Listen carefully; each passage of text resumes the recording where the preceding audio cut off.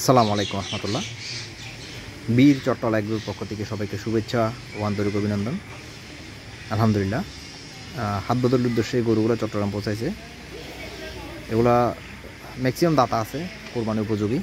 আর এগুলো আছে আপনার সবগুলোই দাতা এখানে। আর এগুলো আছে আপনার সিটি গেটে, চট্টগ্রাম সিটি গেটে। আপনারা যারা ব্যবসার জন্য লটে নিতে চান আর তাদের জন্য এগুলো আসলেই মানে এর উপরে বেস্ট গরু হবে না, মানে ছোটো গরু যারা ব্যবসা করতে চান।